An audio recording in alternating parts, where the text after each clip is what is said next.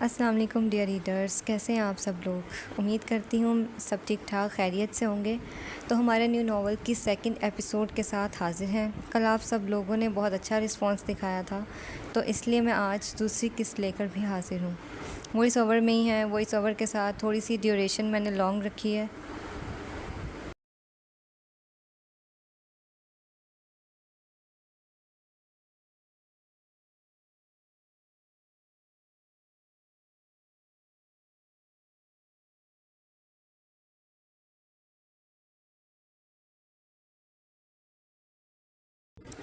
اس لیے کیونکہ جو وائس میں نہیں سنتے ہیں اور خود سے پڑھتے ہیں، یہ ان لوگوں کے لیے ہے کہ وہ آسانی سے پڑھ سکیں۔ تو کائنڈلی آپ لوگ اسکپ نہیں کیا کریں، ڈیوریشن میں نے نارمل رکھی ہے، اتنے میں آپ لوگ آرام سے پڑھ سکتے ہیں۔ اوکے جی، وائس اوور میں دینے کا کہا تھا تو یہ بھی ضروری تھا، اس لیے فل ایپیسوڈ وائس اوور میں ہی ہے، بس آپ لوگ ایپیسوڈ کو انجوائے کریے گا۔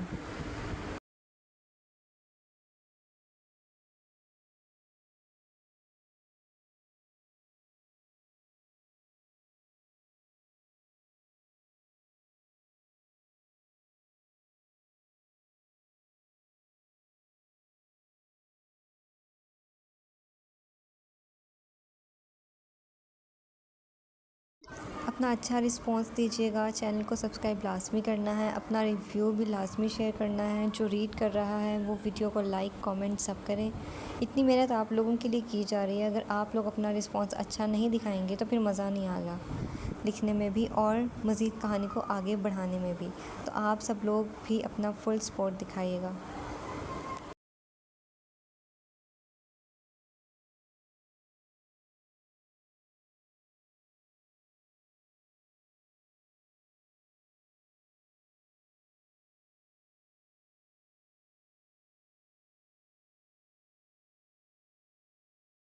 اس ناول کو اب باتیں ختم کرتے ہیں اور کہانی کی طرف بڑھتے ہیں۔ امید کرتی ہوں آپ کو آج کی سیکنڈ ایپیسوڈ بھی پسند آئے گی، کیونکہ آج ہونے والی ہے ہمارے سیکنڈ ہیرو کی انٹری۔ تو چلتے ہیں آج کی ایپیسوڈ کی طرف۔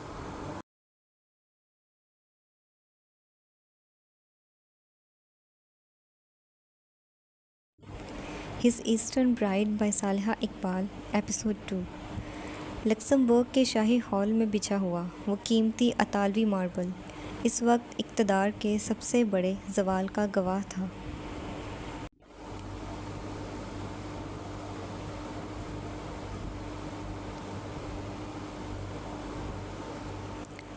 ڈیوڈ الیگزینڈر، جس کا نام یورپی بزنس مارکیٹ میں ایک قانون کی حیثیت رکھتا تھا، وہ اس وقت زمین پر گھٹنوں کے بل جھکا ہوا تھا۔ اس کا بوڑھا سر ایک ایسے شخص کے جوتے کی نوک سے چھو رہا تھا جسے چند لمحے پہلے اس کے اپنے ہی پوتے نے ایک معمولی نوکر سمجھ کر ذلیل کرنے کی کوشش کی تھی۔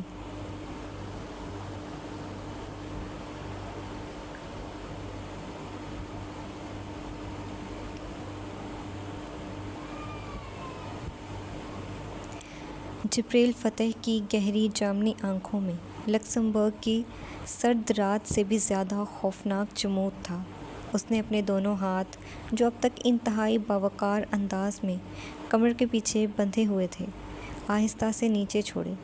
ہال میں موجود ہر شخص کی سانسیں اس کی اس ایک ایک موومنٹ کے ساتھ رک گئی تھی۔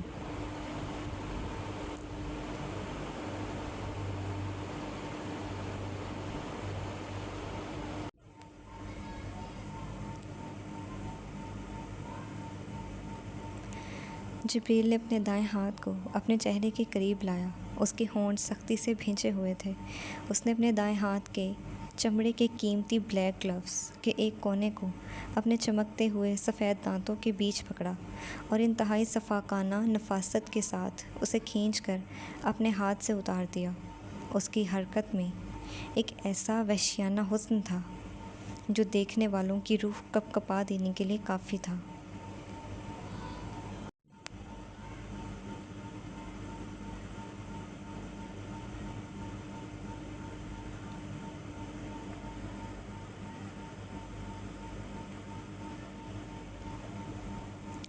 دستانے کے اترتے ہی جبریل نے وہ وائن سے گیلا اور داغدار گلوز انتہائی حقارت سے نیچے جھکے ہوئے ڈیوڈ الیگزینڈر کے سفید بالوں سے ڈھکے سر پر رکھ دیا۔ یہ معافی نہیں تھی، یہ الیگزینڈر خاندان کی صدیوں پرانی عزت کو اپنے پیروں تلے مسلنے کا کھلا اعلان تھا۔ ڈیوڈ نے اس تذلیل پر اف تک نہیں کی، بلکہ اس کا وجود خوف کے مارے مزید زمین سے لگ گیا۔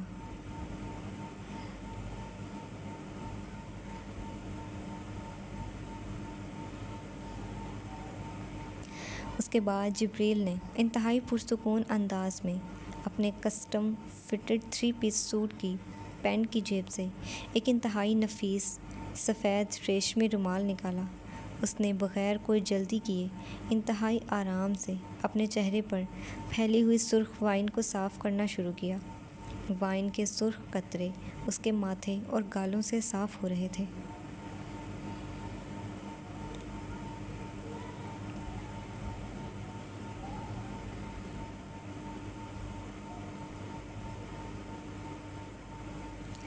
اور ہر گزرتے سیکنڈ کے ساتھ اس کا وہ بے مثال جادوئی اور قاتلانہ حسن مزید نکھر کر سامنے آ رہا تھا،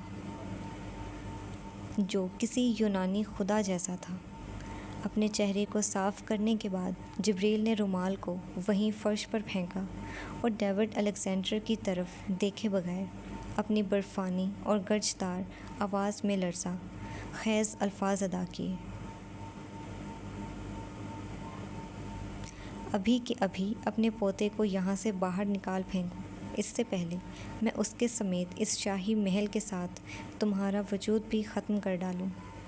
جبریل فتح کی یہ ہولناک دھمکی ہال کی اونچی چھت سے ٹکرا کر جب گونجی تو ڈیوڈ الیگزینڈر کے دل کی دھڑکن جیسے ایک پل کے لیے رک گئی۔ وہ جانتا تھا کہ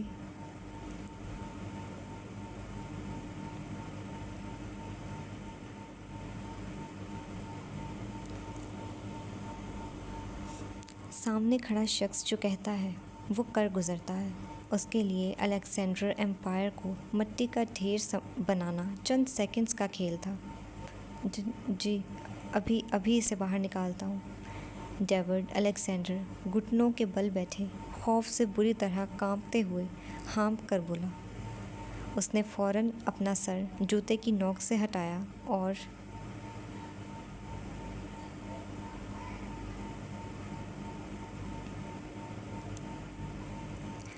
اپنے برابر میں کھڑے ان بلیک سوٹ والے رائل گارڈز کی طرف دیکھا جو اب تک سہمے کھڑے تھے۔ ڈیوڈ کی آواز میں ایک عجیب سی وحشت اور جلدی تھی جب وہ چلایا، کیا دیکھ رہے ہو تم سب؟ پکڑو زاویان کو، ابھی کے ابھی اسے اس ہال سے، اس پیلس سے باہر نکال پھینکو۔ اگر اس کا ایک قدم بھی اب یہاں نظر آیا تو میں تم سب کو زندہ جلا دوں گا۔ جاؤ۔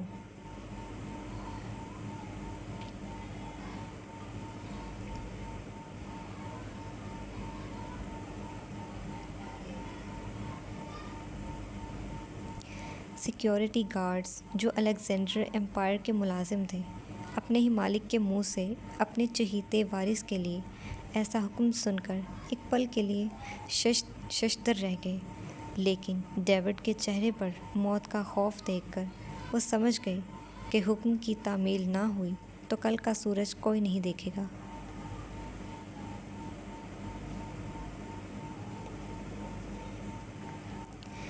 گارڈز فوراً آگے بڑھے اور انہوں نے زاویان الیگزینڈر کے مضبوط کسرتی بازوؤں کو دونوں طرف سے جکڑ لیا۔ زاویان، جس کے چہرے پر ابھی تک اپنے دادا کے تھپڑ کا نشان سرخ ہو رہا تھا اور منہ کے کونے سے خون بہہ رہا تھا، اس غیر متوقع تذلیل پر پاگل ہو گیا۔ اس کی ہیزل آنکھیں غصے اور شاق سے باہر ابلنے کو تھیں۔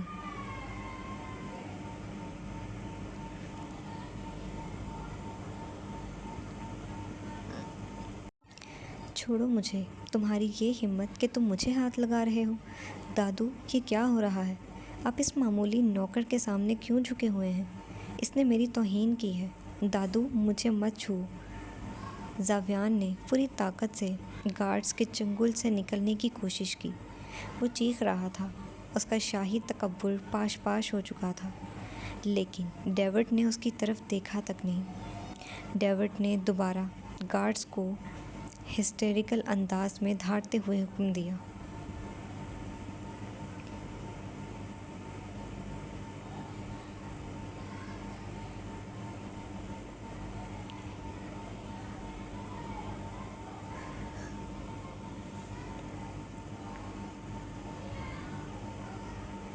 گھسیٹ کر لے جاؤ اسے، باہر پھینک دو اسے۔ گارڈز نے ڈیوڈ کے حکم پر عمل کرتے ہوئے زاویان کو فرش پر بکھرے ہوئے کانچ کے ٹکڑوں اور سرخ وائن کے اوپر سے بے دردی سے گھسیٹنا شروع کر دیا۔ برلوٹی کے وہ مہنگے جوتے جو کچھ دیر پہلے ڈانس فلور کی شان تھے، اب فرش پر رگڑ کھا رہے تھے۔ زاویان مسلسل انکار کر رہا تھا، چیخ رہا تھا۔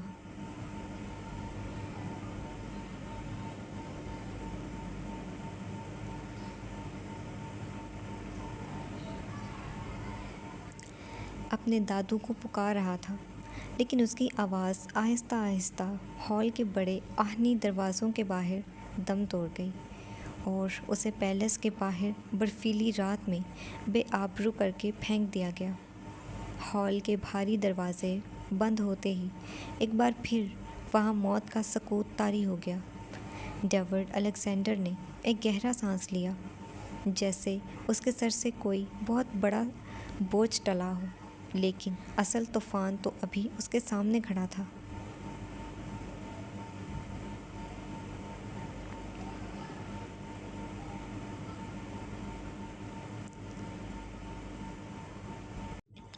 معاف کر دیجیے اسے، غلطی ہو گئی، بچہ ہے وہ، نادانی کر بیٹھا، آئندہ نہیں کرے گا۔ ڈیوڈ الیگزینڈر نے انتہائی عاجزی اور لرزتی ہوئی آواز میں کہتے ہوئے ایک بار پھر اپنے دونوں ہاتھ آگے بڑھائے اور جبریل فتح کے پیروں کو مضبوطی سے پکڑ لیا۔ وہ بوڑھا ارب پتی اس وقت کسی عام بھکاری کی طرح معافی کی بھیک مانگ رہا تھا۔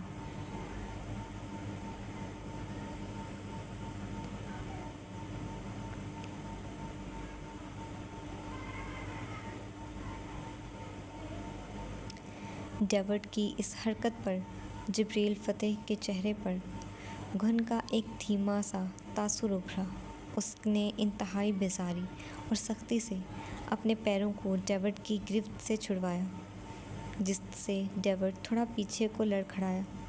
جبریل نے اپنے کسٹم میڈ سوٹ کی پینٹ کو گھٹنوں کے پاس سے تھوڑا سا اوپر کیا اور انتہائی سحر انگیز نپے تلے اور شاہانہ انداز میں ڈیوڈ کے بالکل سامنے گھٹنوں کے بل بیٹھ گیا۔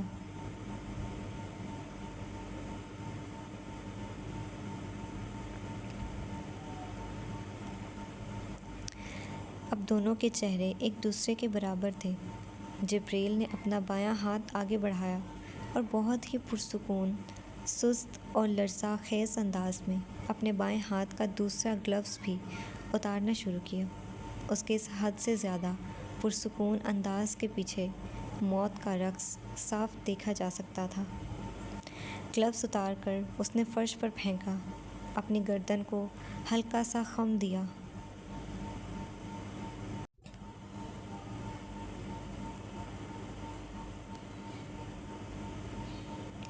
اس کی گہری جامنی نیلم جیسی آنکھیں ڈیوڈ کے جھریوں زدہ چہرے میں پیوست ہوئیں، اور اس نے انتہائی دھیمی مگر زہر آلود آواز میں پوچھا، معافی؟ آج سے پہلے کبھی ملی ہے مجھ سے تمہیں؟ جبریل کا اتنا کہنا تھا کہ ڈیوڈ کے پورے جسم میں ایک جھرجھری دوڑ گئی۔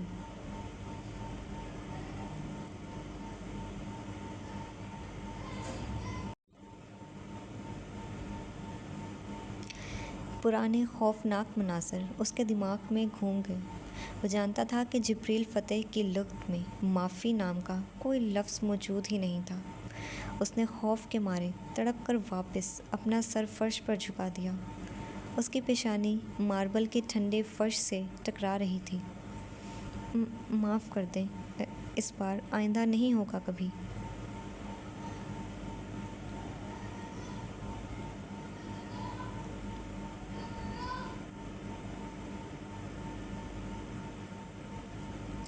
ڈیوڈ نے گڑگڑاتے ہوئے ہچکیاں روکتے ہوئے التجا کی۔ واقعی میں؟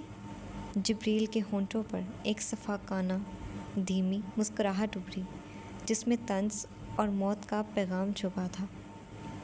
جی جی، ڈیوڈ نے جلدی سے اپنے سر کو فرش پر پٹکتے ہوئے تصدیق کی، جیسے وہ کسی بھی قیمت پر اس جلاد کے غصے کو ٹھنڈا کرنا چاہتا ہو۔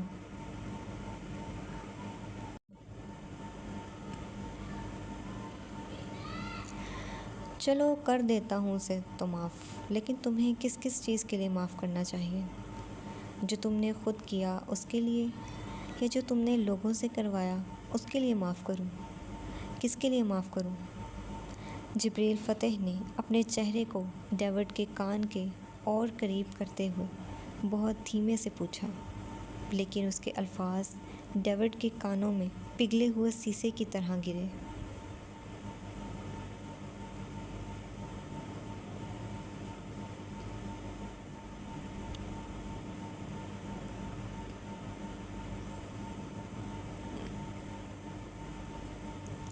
ڈیوڈ کا سانس یکدم رک گیا۔ اس نے اپنی بوڑھی آنکھیں کھولیں، جن میں اب ناسمجھی اور شدید خوف کا ملا جلا تاثر تھا۔ اس نے اپنا سر تھوڑا سا اٹھایا اور ناسمجھی کا مظاہرہ کرتے ہوئے لرزتے ہونٹوں سے پوچھا، میں نے کیا کیا؟ جبریل کے چہرے کا سکون اب ایک گہرے تاریک غصے میں بدلنے لگا۔ اس نے ڈیوڈ کی آنکھوں میں جھانکتے ہوئے کہا،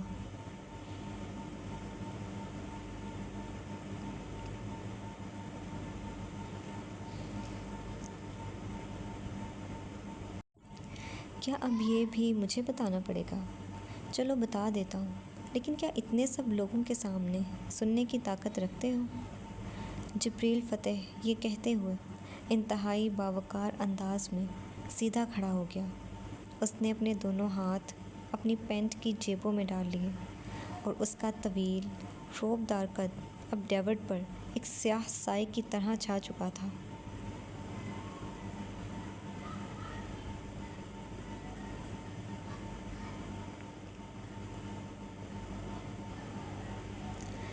اس کے اس سوال میں ایک ایسا راز چھپا تھا جو اگر فاش ہو جاتا تو الیگزینڈر خاندان کا نام و نشان ہمیشہ کے لیے مٹ جاتا۔ جبریل کی بات سن کر ڈیوڈ الیگزینڈر نے بدحواسی میں ادھر ادھر نظریں دوڑائیں۔ ہال میں موجود سینکڑوں مہمان، ٹائکونز اور خوبصورت لڑکیاں اس وقت حیرت اور خوف کے بت بنے کھڑے تھے۔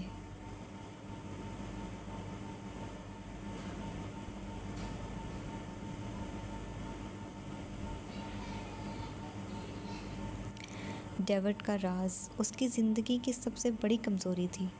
وہ اسے کسی بھی قیمت پر مارکیٹ کے سامنے نہیں لانا چاہتا تھا۔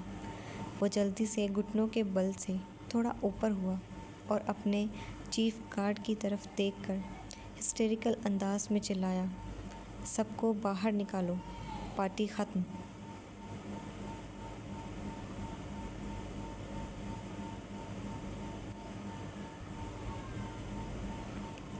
ابھی کے ابھی اس ہال کو خالی کرو، کوئی ایک شخص بھی یہاں نظر نہ آئے، باہر نکالو سب کو۔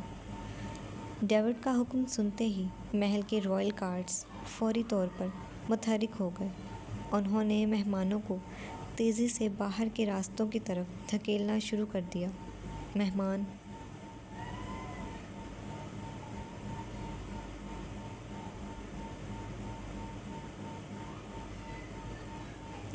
جو اب تک اس لرزہ خیز ڈرامے کو دیکھ اندر سے کانپ رہے تھے، بغیر کوئی سوال کیے جلدی جلدی ہال سے رخصت ہونے لگے۔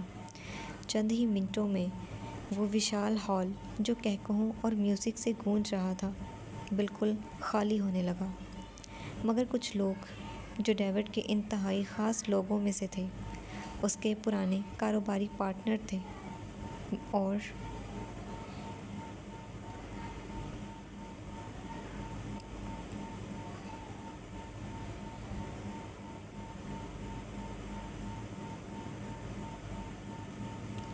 الیگزینڈر ایمپائر میں اربوں ڈالرز کی پارٹنرشپ پر بیٹھے تھے۔ وہ اپنی جگہ سے نہیں ہلے۔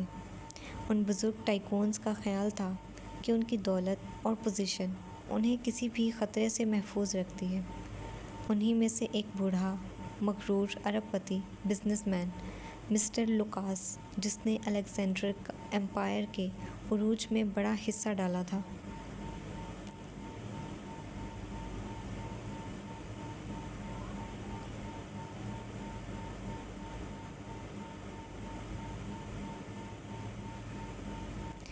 غصے سے تلملاتا ہوا آگے بڑھا۔ اس نے ڈیوڈ کو زمین پر اتنی بے بسی سے گڑگڑاتے دیکھا تھا کہ اس کا اپنا بزنس مین کا غرور جاگ اٹھا تھا۔ وہ بڑے غصیل انداز میں قدم اٹھاتا ہوا جبریل فتح کے بالکل سامنے آ کر کھڑا ہو گیا اور ڈیوڈ کی عمر اور پوزیشن کا لحاظ کیے بغیر چلا کر بولا، تم ہو کون اور ہمت کیسے ہوئی تمہاری اس جگہ پر قدم رکھنے کی؟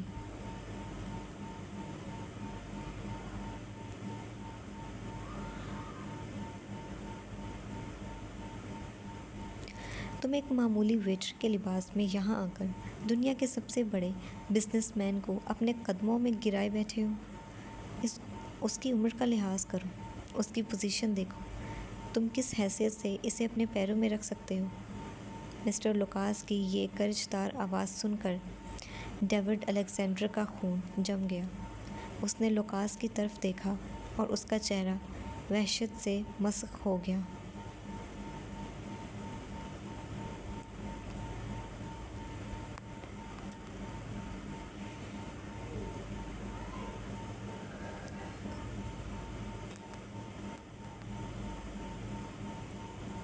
وہ جلدی سے زمین سے اٹھا، اس کے بوڑھے پیر لڑکھڑا، لیکن وہ بھاگتا ہوا لوکاس کی طرف لپکا اور اس کا بازو پکڑ کر اسے پیچھے کھینچنے کی کوشش کرتے ہوئے بدحواسی سے چلایا، چپ ہو جاؤ لوکاس، خدا کے لیے اپنا منہ بند کرو، تم نہیں جانتے تم کیا کر رہے ہو، پیچھے ہٹو۔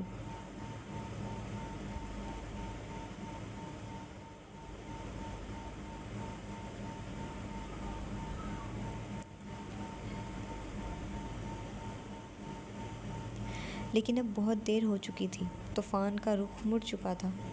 جبریل فتح، جو اب تک اپنے ہاتھ جیبوں میں ڈالے خاموش کھڑا تھا، آہستہ سے اس گستاخ بزرگ مسٹر لوکاس کی طرف پلٹا۔ اس کی وہ انوکھی چمکتی ہوئی جامنی آنکھیں لوکاس کے چہرے پر ٹکی۔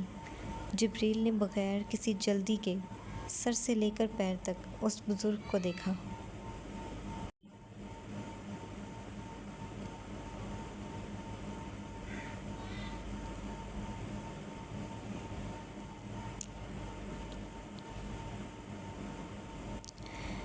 جیسے وہ اس کی بساط ناپ رہا ہو۔ پھر اس نے اپنے قدم آگے بڑھائے۔ اس کے جوتوں کی دھمک اس بار ماربل پر اتنی بھاری تھی جیسے کوئی جلاد تختہ دار کی طرف بڑھ رہا ہو۔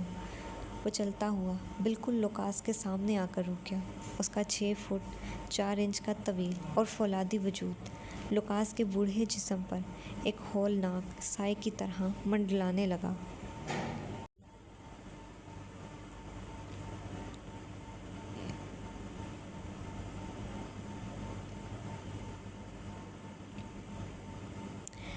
تمہیں جاننا ہے کہ میں کون ہوں؟ جبریل فتح نے اس بزرگ کے چہرے کی طرف انتہائی سردی سے دیکھتے ہوئے پوچھا۔ اس کی آواز میں ایک ایسا سکون تھا جو سامنے والے کے اعصاب شل کر دینے کے لیے کافی تھا۔ ہاں، جاننا ہے مجھے، لوکاس نے ڈیوڈ کا ہاتھ جھٹکتے ہوئے اپنے جھوٹے تکبر کے سہارے سینہ تان کر جواب دیا۔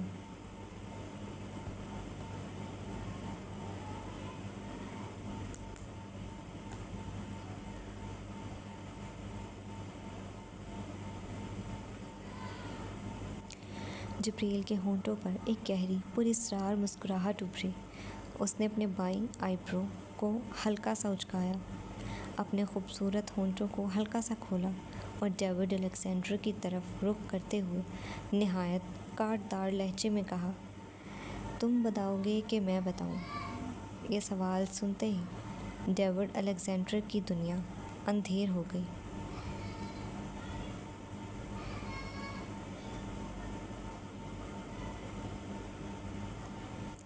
اس اس کے دل کی دھڑکنیں اس حد تک تیز ہو گئیں کہ اسے لگا اس کا سینہ پھٹ جائے گا۔ وہ لکسمبرگ کی اس سرد رات میں پسینے سے شرابور ہو چکا تھا۔ ڈیوڈ الیگزینڈر جبریل فتح کی اصل حقیقت اور اس کے نام کو اس دنیا کے سامنے، اپنے پارٹنرز کے سامنے کبھی نہیں لانا چاہتا تھا، کیونکہ وہ حقیقت الیگزینڈر امپائر کی موت تھی۔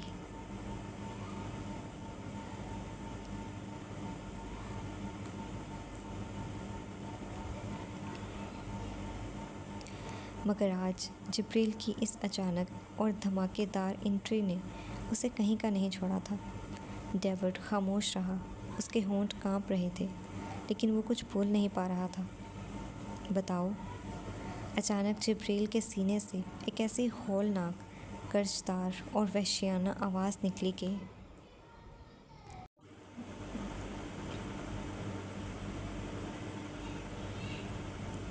پورے ہال کے شیشے اور فانوس تھر تھرا اٹھے۔ اس ایک لفظ کی گرج اتنی شدید تھی کہ مسٹر لوکاس کے قدم خود بخود 2 انچ پیچھے ہٹ گئے اور ڈیوڈ الیگزینڈر نے ڈر کے مارے اپنی آنکھیں بند کر لیں۔ یہ میرا بھائی ہے اور اس الیگزینڈر امپائر کا بادشاہ۔ یہ ساری دولت، شان و شوکت ان کی ہے۔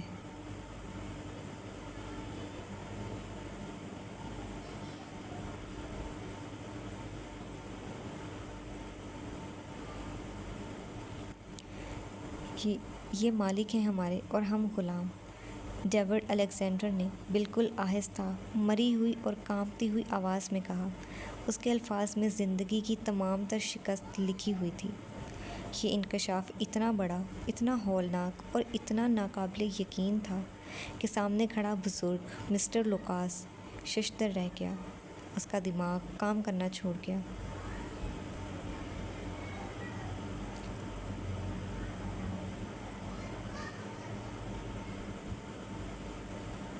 وہ چند لمحے بالکل ساکت کھڑا رہا، پھر اس نے بدحواسی میں اپنا دایاں ہاتھ اپنے کان پر رکھا اور کان کو بری طرح مسلنے لگا، یہ سوچ کر کہ شاید اس برفیلی رات کی سردی کی وجہ سے اس نے کچھ غلط سن لیا تھا۔ 70 سال کا ڈیوڈ الیگزینڈر اس نوجوان، بے حد حسین اور چمکتی جامنی آنکھوں والے لڑکے کو اپنا مالک کہہ رہا تھا۔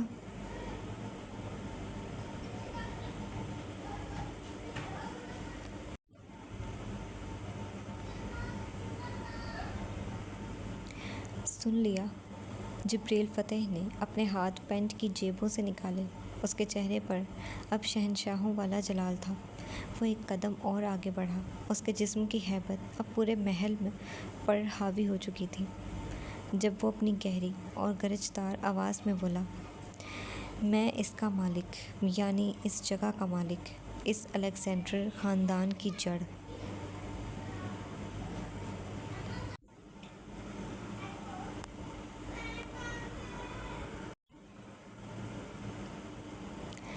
اس کا آغاز اور اس کا انجام میں ہوں، اور رہی بات میرے یہاں ہونے کی، میری ہمت کی تو… جبریل نے اپنے ہاتھ کو ہوا میں لہراتے ہوئے اس پورے وشال ہال، اس کی سونے کی پینٹنگ سے سجی چھت اور باہر کھڑے گارڈز کی طرف اشارہ کیا، اور اس کی آواز میں کائنات کا سارا تکبر سمٹ آیا۔ یہ سب کچھ میرا ہی ہے لوکاس۔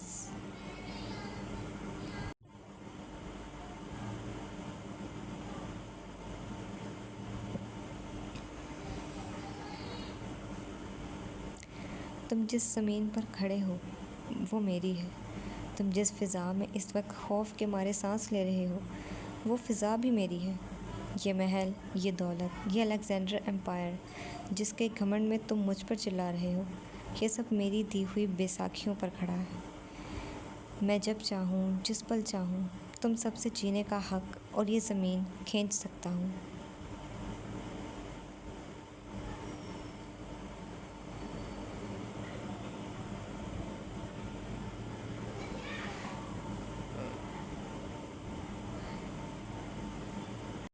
تم لوگ جن ڈیلز پر جشن منا رہے ہو وہ میرے دربار سے پھینکے گئے ٹکڑے ہیں۔ اب بتاؤ، کیا اب بھی تمہیں میری حیثیت پر کوئی شک ہے؟ جبریل فتح کیا یہ آخری جملہ مسٹر لوکاس کے ماتھے پر موت کا پروانہ بن کر چمکا اور ڈیوڈ الیگزینڈر ایک بار پھر اپنی بند آنکھوں کے ساتھ زمین کی طرف دیکھنے لگا۔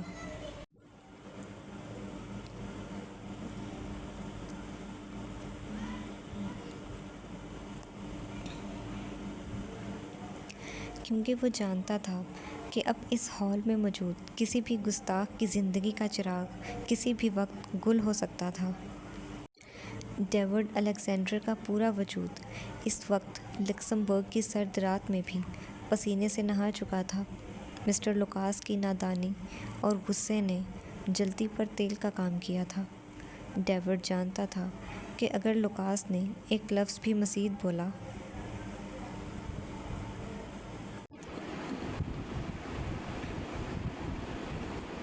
تو جبریل فتح اس ہال کو ان دونوں کی قبر بنا دے گا۔ وہ اب مزید شرمندگی اور موت کا یہ خوفناک ناچ برداشت نہیں کر سکتا تھا۔ ڈیوڈ نے اپنی کانپتی ہوئی گرفت لوکاس کے بازو پر مزید سخت کی اور انتہائی بھیگی، گرجدار مگر التجا آمیز آواز میں بولا،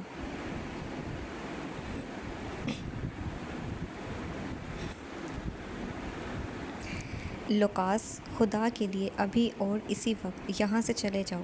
تمہارا ایک ایک لفظ میری بربادی کا سبب بن رہا ہے۔ چلے جاؤ یہاں سے، اپنے تمام لوگوں کو لے کر فوراً اس محل سے دفع ہو جاؤ۔ مسٹر لوکاس نے ڈیوڈ کے چہرے پر موت کا وہ واضح خوف دیکھا اور پھر اس نے ایک نظر اپنے سامنے جبریل فتح پر ڈالی جس کی جامنی آنکھیں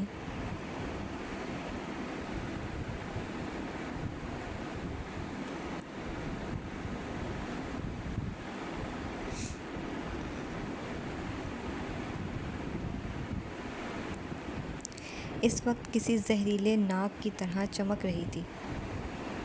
لوکاس کا سارا گھمنڈ ایک پل میں ہوا ہو گیا۔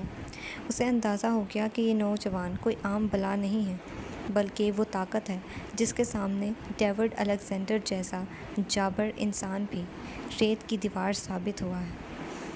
لوکاس نے بغیر کوئی لفظ بولے انتہائی خوفزدہ انداز میں اپنے قدم پیچھے ہٹائے۔ وہ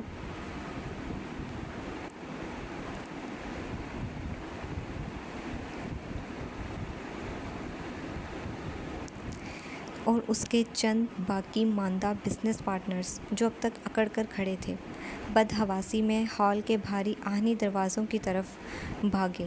سیکنڈوں کے اندر وہ وشال ہال بالکل خالی ہو چکا تھا۔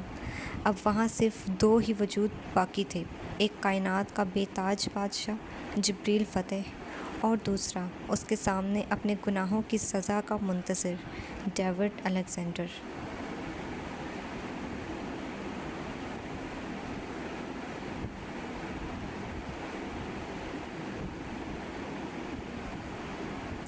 لوکاس کے جاتے ہی جبریل فتح کے چہرے پر ایک فاتحانہ اور سرد سکون لوٹ آیا۔ وہ انتہائی شاہانہ اور باوقار انداز میں مڑا۔ اس کے چوڑے شانے اور کسرتی جسم کا رعب اس خالی ہال میں مزید بڑھ چکا تھا۔ وہ آہستہ آہستہ چلتا ہوا ہال کے وسط میں رکھے ہوئے گہرے بھورے رنگ کے قیمتی لیدر صوفے کی طرف بڑھا۔ اس کے بیٹھنے کا انداز بالکل کسی شہنشاہ جیسا تھا۔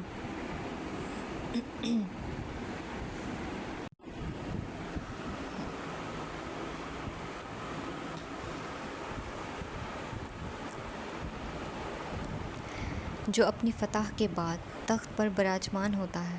اس نے اپنے کسٹم فٹڈ سوٹ کی پینٹ کو نفاست سے سنبھالا، صوفے کی پشت سے ٹیک لگائی اور اپنی ایک ٹانگ کو دوسری ٹانگ پر رکھ کر کلاسک انداز میں بیٹھ گیا۔ اس کی وہ سحر انگیز جامنی آنکھیں اب ڈیوڈ پر جم چکی تھیں۔ دوسری طرف 67 سالہ ڈیوڈ الیگزینڈر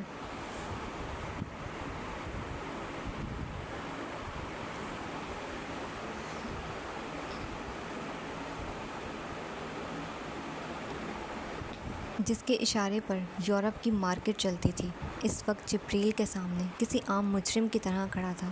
اس کے دونوں ہاتھ سامنے بندھے ہوئے تھے، گردن جھکی ہوئی تھی اور اس کا پورا جسم دھیمے دھیمے کانپ رہا تھا۔ وہ ایک ایسے قیدی کی طرح لگ رہا تھا جسے کسی بھی وقت پھانسی کا حکم سنایا جا سکتا ہے۔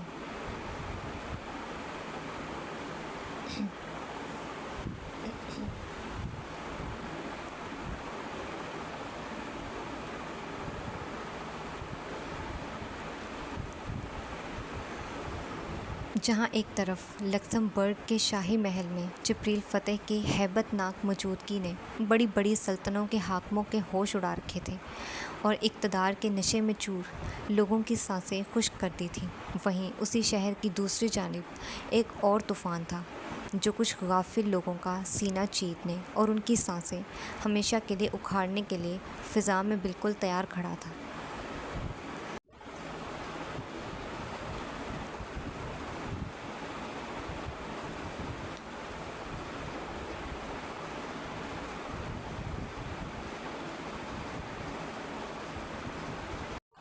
لکسمبرگ کی گنجان آبادی سے دور ایک سنسان اور ویران سا علاقہ تھا۔ یہ ایک نیا ریزیڈنشل ایریا تھا جو ابھی زیر تعمیر تھا۔ چاروں طرف پھیلے ہوئے اندھیرے اور دھند کے درمیان آدھی ادھوری عمارتوں کے بڑے بڑے ڈھانچے کھڑے تھے، جن کے بیچوں بیچ ایک پرانی خستہ حال 18 منزلہ عمارت ایک بھوت بنگلے کی طرح کھڑی تھی۔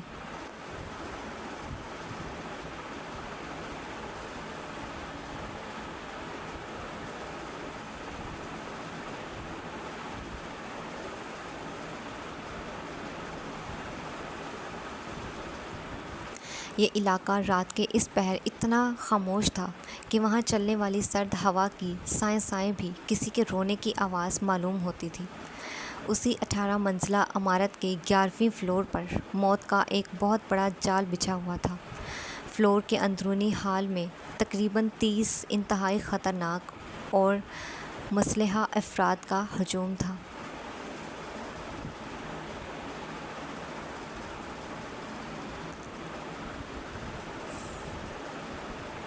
جو جدید ترین ہتھیاروں سے لیس کسی بڑے گینگ کے کارندے معلوم ہو رہے تھے۔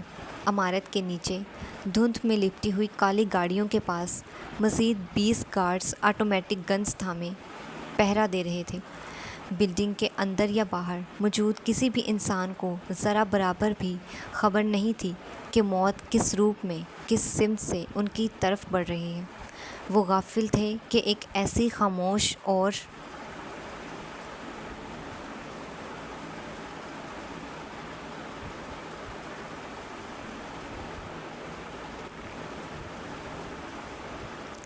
شفاق موت ان کے بالکل نزدیک پہنچ چکی ہے، جس کا نشانہ کبھی خطا نہیں جاتا۔ اسی 11ویں فلور کے مرکزی دروازے کے بالکل باہر اندھیرے میں چھپا ہوا ایک شخص انتہائی الرٹ کھڑا تھا۔ یہ شخص کوئی اور نہیں بلکہ آتش غزنوی تھا۔ اس نے ایک انتہائی نفیس اور کسٹم فٹڈ بلیک کلر کا 3 پیس سوٹ پہن رکھا تھا۔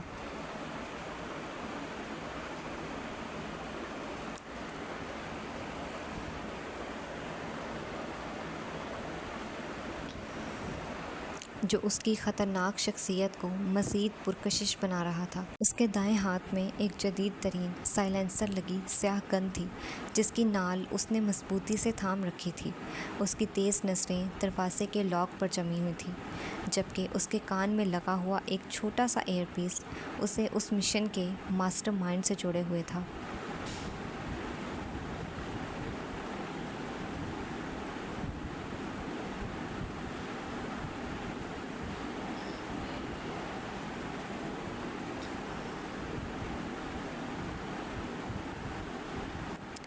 ہوا کی تیز سائیں سائیں کی آوازوں کے درمیان اسی ایئر پیس سے ایک انتہائی بھاری، پرسکون اور دل فریب مردانہ آواز ابھری۔ سب تیار ہے؟ اس آواز میں ایک ایسا تکبر اور لاپرواہی تھی جیسے وہ کسی جنگ کی نہیں بلکہ کسی کھیل کی بات کر رہا ہو۔ آتش غزنوی نے دروازے پر اپنی نظریں جمائے رکھی۔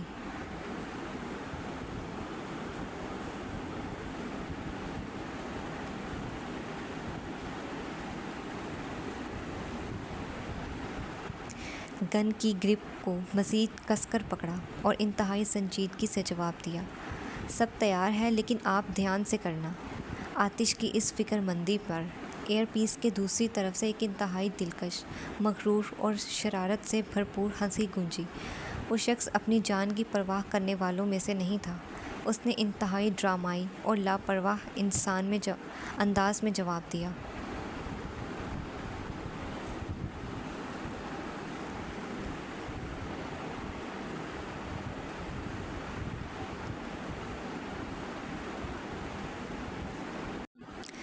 او میرے جگر کے ٹوٹے، میں کوئی عام کھلاڑی تو ہوں نہیں جس کی فکر کی جائے۔ اسام کائرہ مشہور ہی موت کے دروازے پر پیروں سے دستک دے کر داخل ہونے کے لیے ہے۔ اسام کائرہ یہ صرف ایک نام نہیں بلکہ لکسمبرگ اور عالمی ڈارک مارکیٹ میں ایک خوفناک اور سحر انگیز لیجنڈ تھا۔ وہ 25 سالہ نوجوان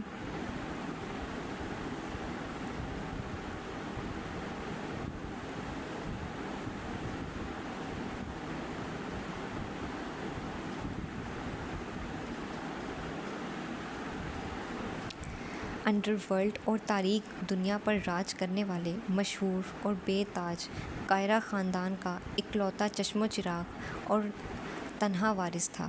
وہ ایک ارب پتی، حد درجے کا بے پرواہ نواب زادہ اور دنیا بھر کی سیر کرنے والا ایک آوارہ لیکن خطرناک ڈرامے باز تھا۔ اس کی شہرت صرف اس کی دولت سے نہیں تھی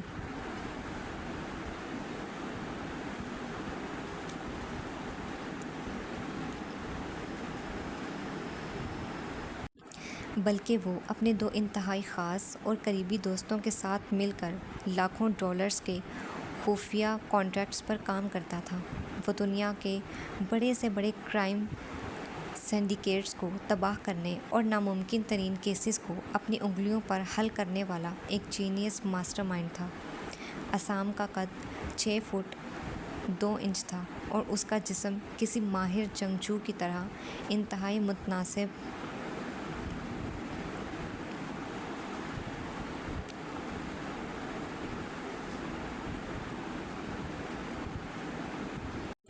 کثرتی اور فولادی تھا۔ اس کی جو لائن اتنی تیکھی اور مغرور تھی کہ وہ اس کے چہرے کو ایک بے پناہ شاہی تکبر دیتی تھی۔ اس نے بلیک کلر کی ایک پریمیم کارگو پینٹ اور اس پر بلیک کلر کی ہی ہاف سلیوز شرٹ پہن رکھی تھی۔ سیاہ لباس میں اس کی گوری رنگت اور بھی زیادہ نکھر کر سنگ مرمر کی طرح چمک رہی تھی۔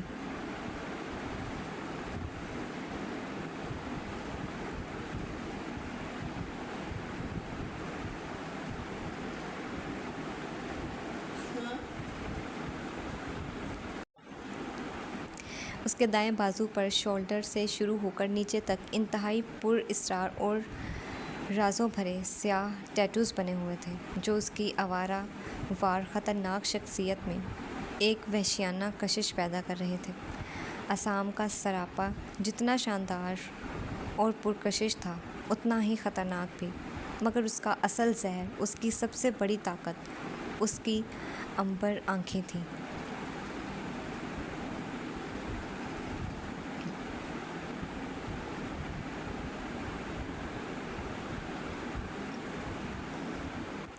جو چمکتی ہوئی گہری سنہری اور خاکی رنگت والی آنکھیں ایسی تھیں کہ جب وہ بغیر پلکیں جھپکائے کسی کو دیکھ لیتا تو سامنے والے کی روح تک چٹک جاتی تھی۔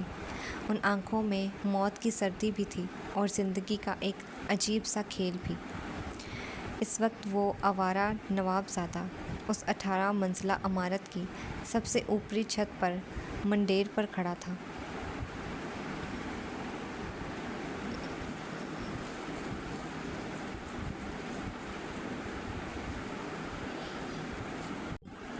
آسمان پر کالے بادل چھائے ہوئے تھے اور تیز برفیلی ہوا اس کے گھنے بالوں اور شرٹ کو اڑا رہی تھی۔ اس کے چہرے پر خوف کا کوئی نام و نشان نہیں تھا بلکہ ایک خطرناک مسکراہٹ اس کے ہونٹوں پر کھیل رہی تھی۔ اس نے اپنے قدموں کے پاس پڑی ہوئی ایک ہیوی ڈیوٹی ٹیکٹیکل رسی اٹھائی، انتہائی پھرتی اور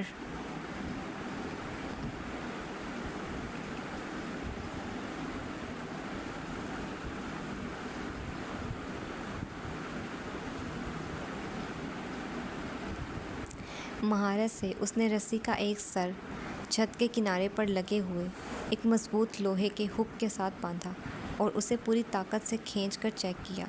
جب اسے تسلی ہو گئی کہ ہک اس کا وزن برداشت کر لے گا تو اس نے رسی کا دوسرا سرا اپنی کمر کے گرد پہنے ہوئے ہارنس میں بنے لوہے کے کلپ کے ساتھ لاک کر دیا۔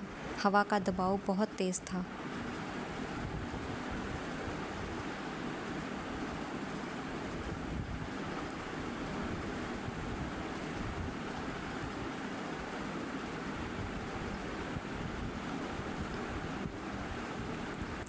لیکن اس کے قدم چھت کی منڈیر پر بالکل مضبوطی سے جمے ہوئے تھے۔ رسی باندھنے کے بعد عصام نے انتہائی پرسکون انداز میں اپنی کارگو پینٹ کی سائیڈ جیب میں ہاتھ ڈالا اور ایک بلیک کلر کا فل فیس ماسک باہر نکالا۔ اس نے ایک جھٹکے سے وہ ماسک اپنے چہرے پر چڑھا لیا۔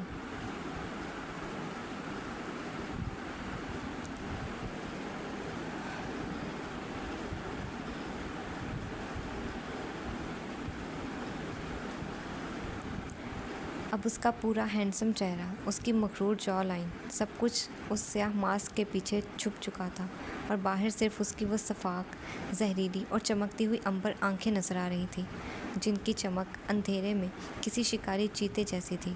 اس نے اپنے ہاتھوں پر چڑھے ہوئے بلیک لیدر کے ہاف کٹ گلوز کو درست کیا، رسی کو اپنے دونوں ہاتھوں کی مضبوط گرفت میں لیا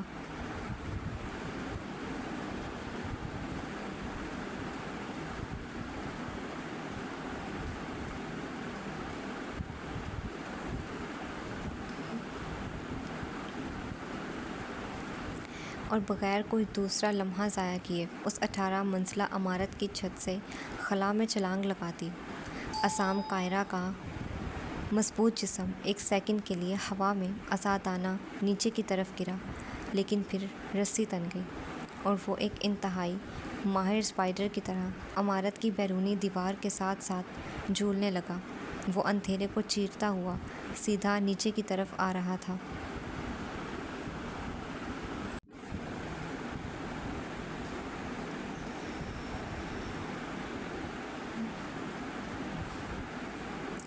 جیسے ہی وہ 11ویں فلور کی اس بڑی سی شیشے کی کھڑکی کے سامنے پہنچا، اس نے اپنے جسم کا توازن انتہائی مہارت سے کنٹرول کیا۔ اس نے اپنے پیروں کو آگے کی طرف بڑھایا اور کھڑکی کے بالکل باہر لگی ہوئی لوہے کی گرل میں اپنے بھاری ملٹری بوٹس کو پھنسا کر خود کو ہوا میں روک لیا۔ وہ اب زمین سے سینکڑوں فٹ اوپر ہوا میں معلق تھا۔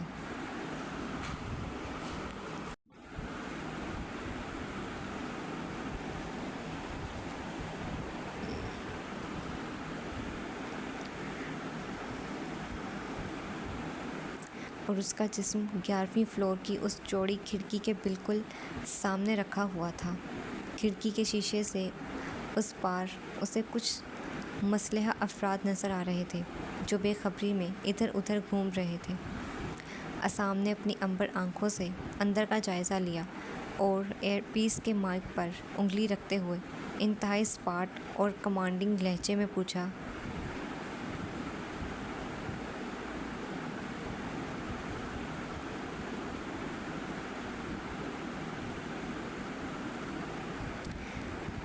فلور کنفرم ہے؟ دروازے کے دوسری طرف کھڑے آتش غزنوی نے فوراً جواب دیا، کنفرم ہے۔ اس جواب کے ساتھ ہی عصام کی عنبر آنکھوں میں ایک وحشیانہ چمک ابھری۔ اس کے ہونٹوں کے پیچھے ماسک میں ایک شفاف مسکراہٹ پھیل گئی۔ اوکے، پھر اٹیک، عصام نے ٹھنڈی اور قاتلانہ آواز میں کہا۔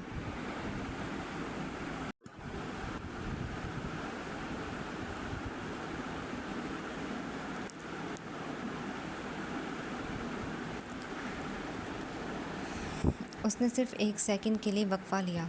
اس کی گلوز چڑھی انگلیوں نے رسی کو اس حد تک مضبوطی سے جکڑا کہ اس کے بازوؤں پر ابھری ہوئی رگیں اور وہ تاریک ٹیٹوز مزید واضح ہو گئے۔ اس نے لوہے کی گرل میں پھنسے ہوئے اپنے پیروں کو ایک جھٹکے سے باہر نکالا اور اپنے دونوں پیروں کی طاقت استعمال کرتے ہوئے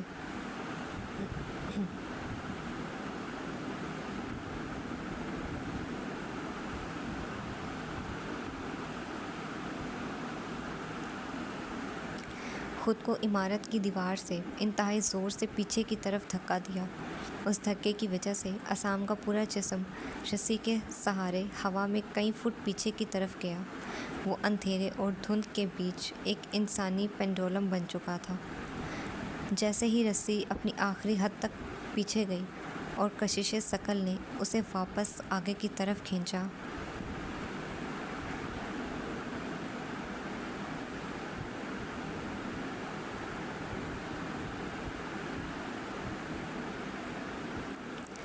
عصام نے اپنے پیروں کو فولاد کی طرح سیدھا کر لیا۔ اب وہ اپنے پورے وزن، ہوا کی رفتار اور کشش ثقل کی بے پناہ طاقت کے ساتھ ایک میزائل کی طرح واپس 11ویں فلور کی کھڑکی کی طرف بڑھا۔ اس کی رفتار اتنی تیز تھی کہ ہوا کے کٹنے کی سنسناہٹ پیدا ہو رہی تھی۔ کرش! ایک انتہائی زوردار، کان پھاڑ دینے والا دھماکہ ہوا۔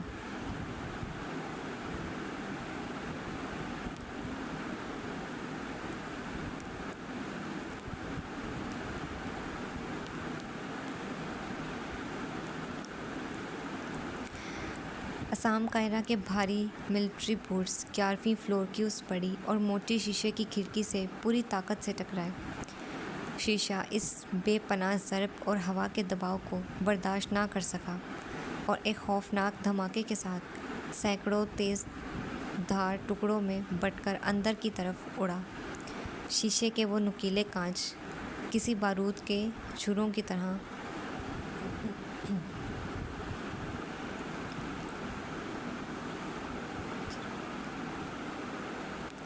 پورے ہال میں بکھر گئے اور اندر موجود مسلحہ کارندوں کے سروں پر شیشے کی بارش ہونے لگی۔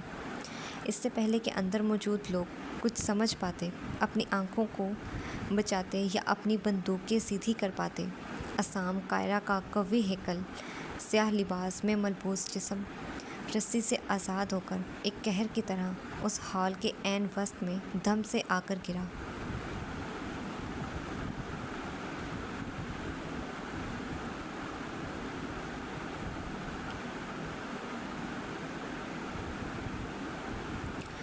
اسام زمین پر لینڈ کرتے ہی ایک گھٹنے کے بل بیٹھا۔ اس کا ایک ہاتھ ماربل کے فرش پر تھا اور اس کا سر جھکا ہوا تھا۔ یہ 11ویں فلور باہر سے دیکھنے میں ایسا لگتا تھا جیسے یہاں کئی الگ الگ اپارٹمنٹس ہوں گے جن کے دروازے اور کھڑکیاں مختلف زاویوں پر بنی ہوئی تھیں، مگر اندر کا منظر بالکل مختلف اور حیران کن تھا۔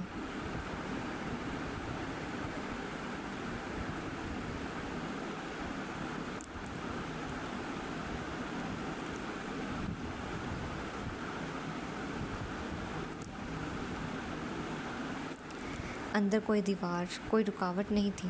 یہ پورا فلور ایک وسیع و عریض کھلے ہال میں تبدیل کیا جا چکا تھا جسے ڈارک ویب کی خفیہ میٹنگز اور کالے دھندوں کے لیے استعمال کیا جاتا تھا۔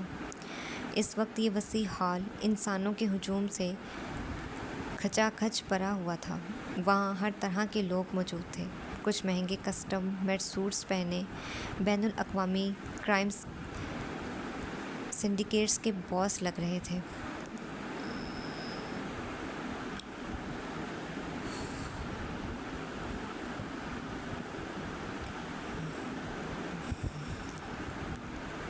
کچھ جینس اور لیدر جیکٹس میں ملبوس اسٹریٹ فائٹرز تھے اور ان سب کے گرد سیاہ 3 پیس سوٹس میں ملبوس آٹومیٹک گنز کندھوں پر لٹکائے درجنوں گارڈز مستعد کھڑے تھے۔ یہ سارا مجمع، یہ پوری محفل صرف اور صرف ایک مقصد کے لیے سجی تھی، اور وہ موت کا فرشتہ اب ان کے بالکل درمیان اتر چکا تھا۔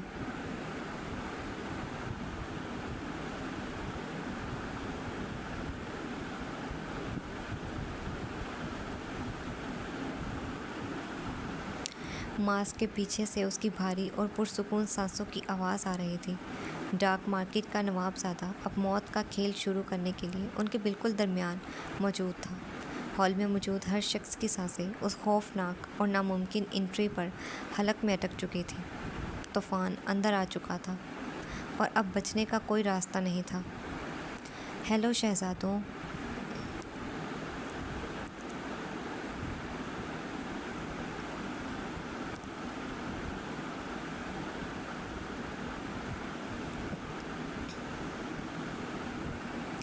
اسام زمین سے اٹھتے ہوئے انتہائی لاپرواہی سے بولا۔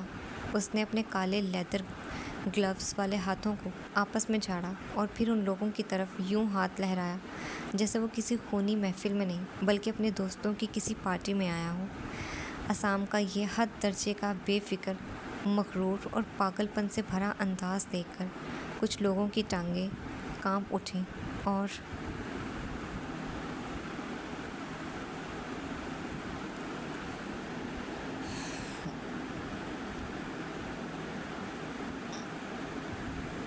انہوں نے غیر ارادی طور پر پیچھے قدم ہٹائے، جبکہ کچھ کے چہروں پر طیش ابھرا اور وہ اپنی گن سیدھی کرتے ہوئے آگے کی طرف بڑھے۔ کون ہو تم؟ ایک بھاری بھرکم آدمی اپنی آٹومیٹک رائفل کا رخ عصام کی طرف کرتے ہوئے غصے سے دھاڑا۔ ارے یہ بھی کوئی پوچھنے والی بات ہے؟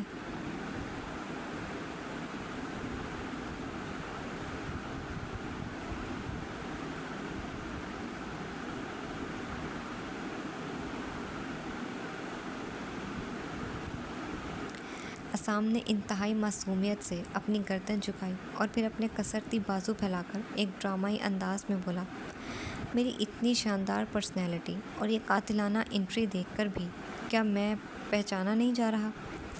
افسوس ہے تم لوگوں کے جنرل نالج پر۔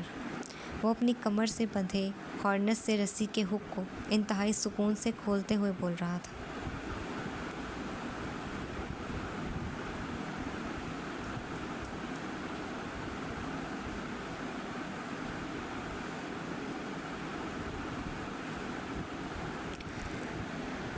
اس کی اس ڈٹائی پر وہ آدمی مزید طیش میں آ کر ٹریگر دبانے ہی لگا تھا کہ پیچھے سے اسی کے گینگ کے ایک عمر رسیدہ اور تجربہ کار آدمی نے تیزی سے آ کر اس کے کندھے پر ہاتھ رکھا اور خوف زدہ آواز میں سرگوشی کی، وہ ہاتھ روکو بے وقوف، اس کے بازو پر دیکھو، وہ ایگل کا ٹیٹو۔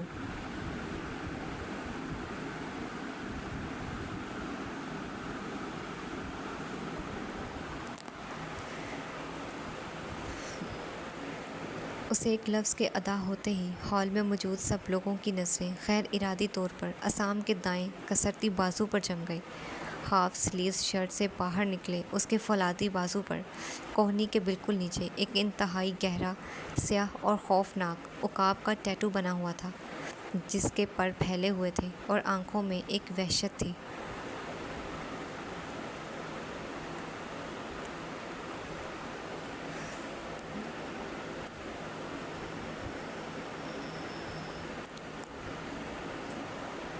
یہ محض ایک نشان نہیں تھا، ایک انڈر ورلڈ میں موت کے پروانے کی مہر تھی۔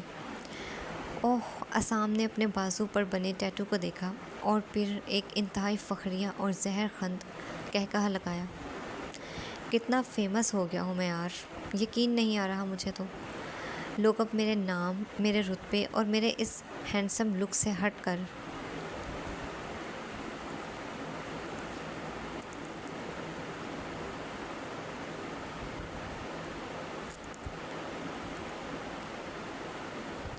میرے جسم پر بنے ایک معمولی سے ٹیٹو سے بھی مجھے پہچاننے لگ گئے ہیں۔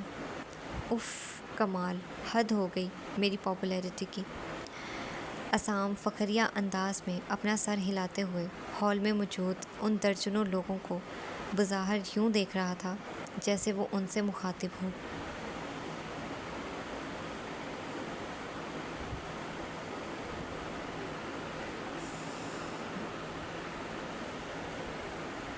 لیکن در حقیقت ماسک کے پیچھے چمکتی اس کی عنبر آنکھیں اس ہجوم میں تیزی سے اس ایک مخصوص چہرے کو تلاش کر رہی تھیں جس کے لیے وہ اس برفیلی رات میں یہاں تک آیا تھا۔ اس کی نظریں ہال کے ہر زاویے، ہر ستون اور ہر بندے کا ایکس رے کر رہی تھیں۔ اچانک ہجوم کے بالکل پیچھے سے ایک آدمی آہستہ آہستہ چلتا ہوا سامنے آیا اور اس نے مہنگا سوٹ پہن رکھا تھا۔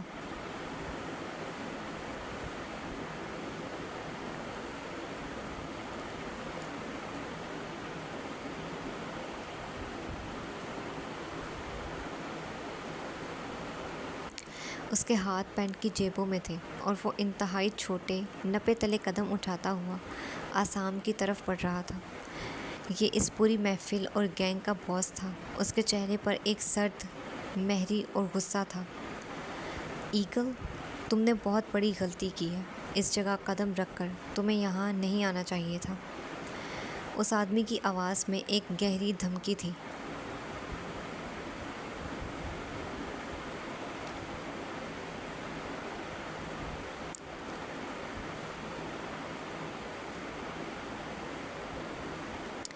ہمارا تم لوگوں سے دور دور تک کوئی الجھنے کا مقصد نہیں تھا، مگر اب جب تم خود موت کے منہ میں چل کر آئے ہو تو تمہیں مرنا ہوگا۔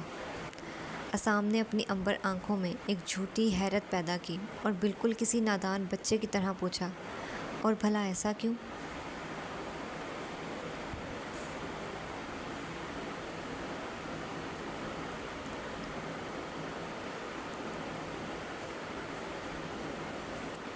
کیونکہ آج تم یہاں سے زندہ نہیں جا پاؤ گے۔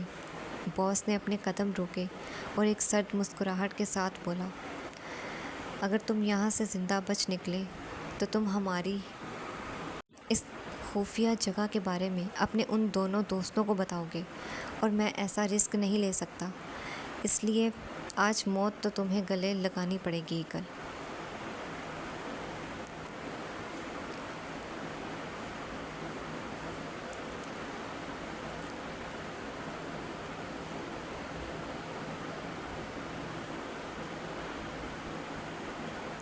اسام کی آنکھوں کی چمک اچانک غائب ہو گئی اور ان کی جگہ ایک ایسی برفیلی سردی نے لے لی جو اس 18 منزلہ عمارت کے باہر چلنے والی ہواؤں سے بھی زیادہ یخ تھی۔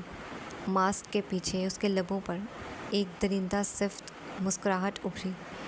یہ کہتے ہی اس باس نے اپنا ہاتھ جیب سے نکالا اور اپنے چاروں طرف کھڑے درجنوں گارڈز اور فائٹرز کو اسام پر حملہ کرنے کا اشارہ دے دیا۔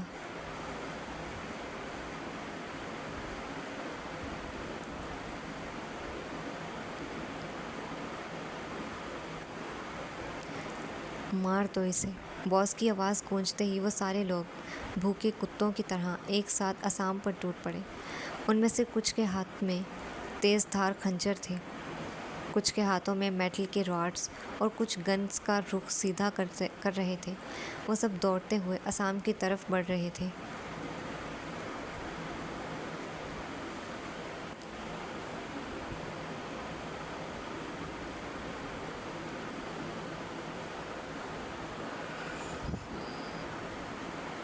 مگر اسام، وہ اپنی جگہ پر ایک انچ بھی نہیں ہلا۔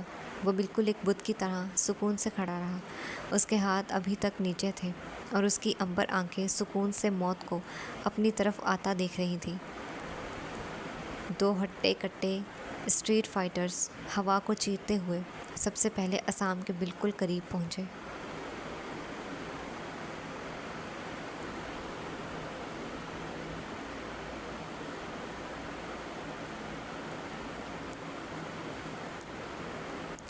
انہوں نے اسام کا سر کچلنے کے لیے اپنے ہاتھوں میں پکڑے بھاری راڈز پوری طاقت سے ہوا میں بلند کیے ہی تھے کہ ہال کا وہ بھاری بھرکم مین لوہے کا دروازہ کسی بم کے دھماکے کی طرح ایک ہی زوردار لات سے ٹوٹ کر اندر کی طرف گرا۔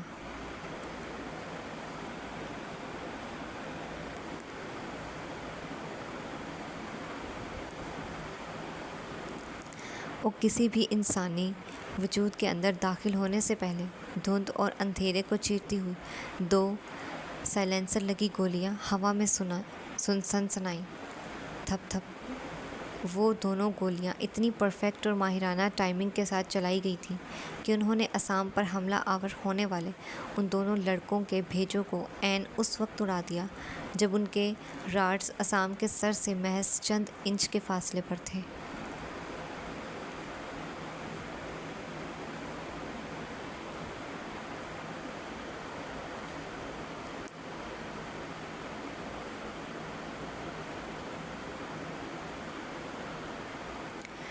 خون کے چھینٹے ہوا میں اڑے اور وہ دونوں بھاری بھرکم جسم کٹے ہوئے درختوں کی طرح اسام کے قدموں میں آ کر گرے۔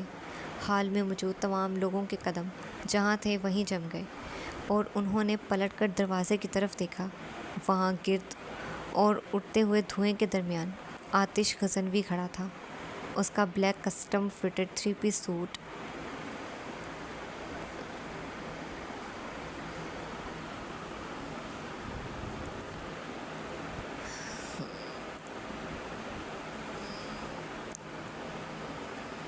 کسی شاہی لباس کی طرح جچ رہا تھا اور اس کے دائیں ہاتھ میں موجود سیاہ گن کی نال سے ابھی تک ہلکا ہلکا دھواں نکل رہا تھا۔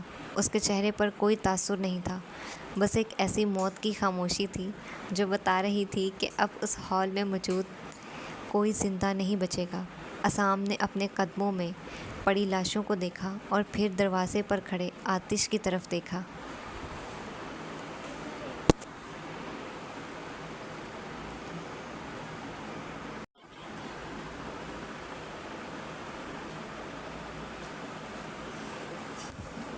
ماسک کے پیچھے سے ایک دلکش قہقہہ لگایا۔ ٹائمنگ ہمیشہ کی طرح پرفیکٹ ہے میرے جگر، چلیں پھر۔ آتش نے جواب میں کچھ نہیں کہا، بس اپنی گن کا رخ سامنے کھڑے ہجوم کی طرف کیا اور ٹریگر دبایا، اور اگلے ہی سیکنڈ حال کا منظر جہنم میں تبدیل ہو گیا۔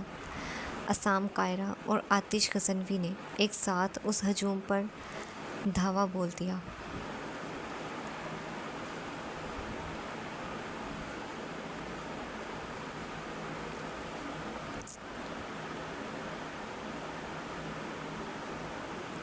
اسام نے اپنے قدموں میں پڑے ایک مردہ گارڈ کے ہاتھ سے راڈ کو پاؤں کی ٹھوکر مار کر ہوا میں اچھالا اور اسے ہوا ہی میں کیچ کر کے اپنے بائیں طرف سے آنے والے 3 آدمیوں کی ٹانگیں اور پسلیاں ایک ہی گھماؤ میں توڑ ڈالی۔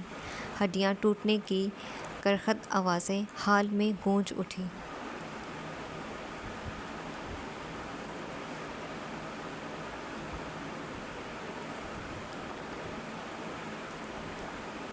دوسری طرف آتش کسی مشینی قاتل کی طرح آگے بڑھ رہا تھا۔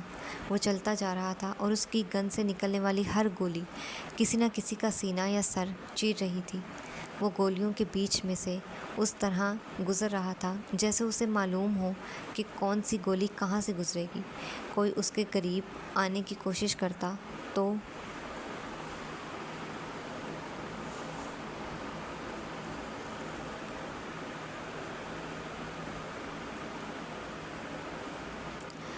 آتش انتہائی نفیس اور قاتلانہ مارشل آرٹس موضوع سے اس کی گردن توڑ کر اسے وہیں ڈھیر کر دیتا۔ اسام کا انداز بالکل وحشیانہ تھا۔ وہ گنز کا استعمال کم اور کثرتی جسم کی طاقت کا زیادہ کر رہا تھا۔ ایک گارڈ نے اس پر پیچھے سے فائر کرنا چاہا۔ اسام نے بجلی کی سی تیزی سے پلٹ کر اس کی گن کی نال کو ہاتھ سے پکڑا۔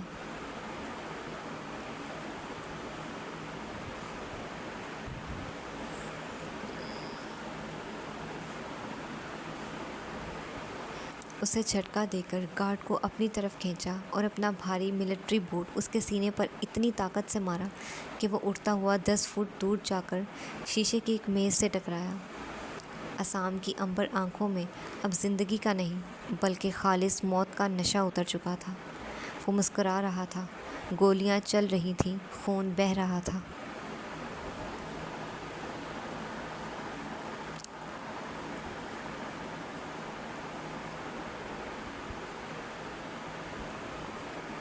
اور لکسمبرگ کی اس سرد ترین رات میں کائرہ خاندان کے وارث اور اس کے دوست نے اس 11ویں فلور کو موت کی ایک ایسی منڈی بنا دیا تھا جہاں جانیں بک نہیں رہی تھیں بلکہ بے دردی سے چھینی جا رہی تھیں۔ ہال کا ماربل کا فرش اب سفید نہیں رہا تھا بلکہ خون، ٹوٹے ہوئے شیشوں اور کراہتے ہوئے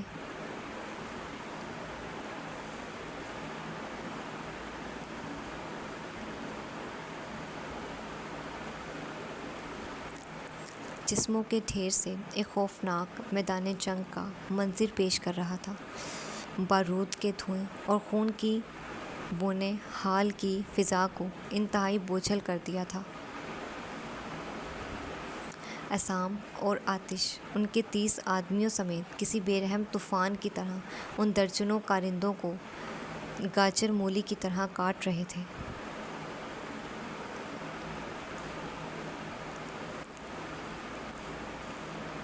اسام نے اپنے سامنے آئے ایک بھاری بھرکم گارڈ کی گردن کو اپنے فولادی بازو کے شکنجے میں جکڑا اور ایک ہی جھٹکے سے اس کی ہڈی توڑ کر اسے بے دردی سے زمین پر پٹکا۔ اس کے ماتھے پر پسینے کی ہلکی بوندیں چمک رہی تھیں اور اس کا سینہ لمبی لمبی سانسوں کے باعث تیزی سے اوپر نیچے ہو رہا تھا۔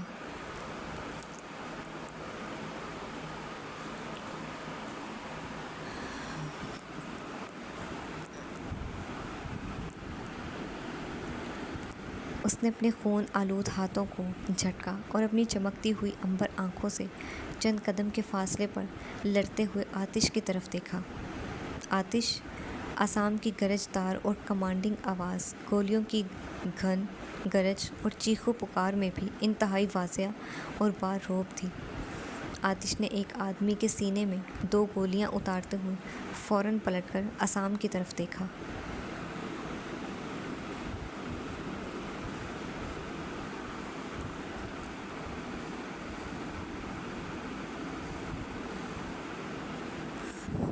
ان باقی کے کیڑوں کو ہم سب سنبھال لیں گے، تم جاؤ۔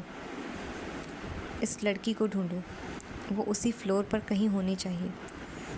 آسام نے ایک اور حملہ آور کی طرف مڑتے ہوئے انتہائی سرد اور حتمی لہجے میں حکم دیا۔ آتش نے کوئی سوال نہیں کیا، بس ایک سرسری سا اثبات میں سر ہلایا۔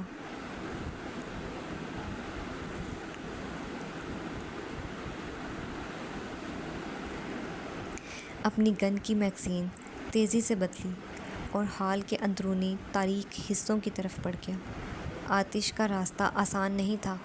آسام کو اکیلا دیکھ کر کچھ گارڈز نے فائرنگ کا رخ آسام کی طرف کر لیا تھا، تو وہیں 4 انتہائی ماہر اور خطرناک اسٹریٹ فائٹرز نے آتش کو روکنے کے لیے اس پر دھاوا بول دیا۔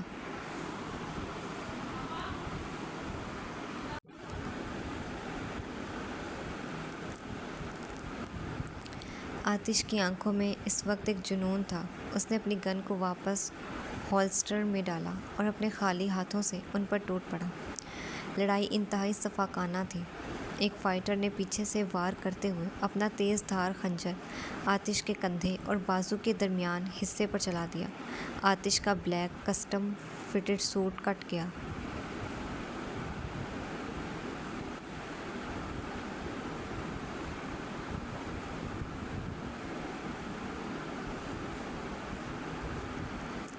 اور ایک گہرا زخم ابھرا، جس سے گرم خون تیزی سے بہہ کر اس کی سفید شرٹ کو سرخ کرنے لگا۔ آتش کے چہرے پر درد کی ایک لکیر ابھری، مگر اس کے قدم 1 انچ بھی پیچھے نہیں ہٹے۔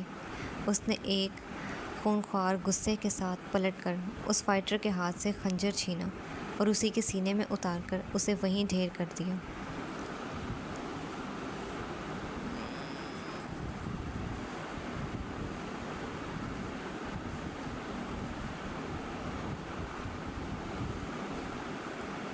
باقی تینوں کو اپنے مارشل آرٹس کے قاتلانہ وار سے موت کے گھاٹ اتارنے کے بعد آتش اپنے بازو سے رستے خون کی پرواہ کیے بغیر بوجھل مگر مضبوط قدموں سے آگے بڑھنے لگا۔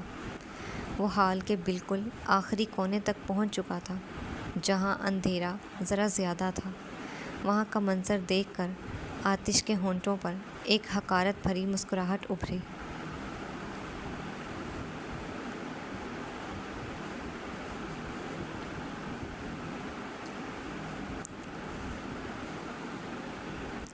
یہ ڈارک ویب اور انڈر ورلڈ کے وہ بڑے بڑے ارب پتی اور نامور بزنس مین تھے، جو کچھ دیر پہلے تک اپنی دولت اور طاقت کے نشے میں شراب کے جام ٹکرا رہے تھے، مگر اب وہ اوور ٹرن کی گئی بھاری میزوں، صوفوں اور ستونوں کے پیچھے چوہوں کی طرح ڈر اور خوف کے مارے سکڑے بیٹھے تھے۔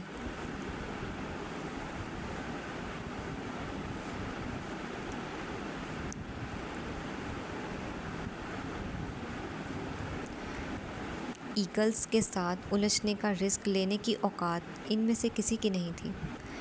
ایگل کا نشان ان کے لیے کسی عذاب سے کم نہیں تھا۔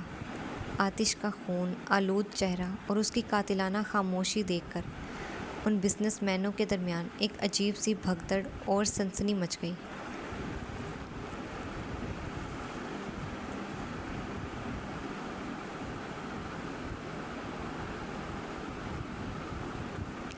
وہ ایک دوسرے کے پیچھے چھپنے کی کوشش کرنے لگے، مگر آتش نے ان کی اس بزدلی کو مکمل طور پر نظر انداز کیا۔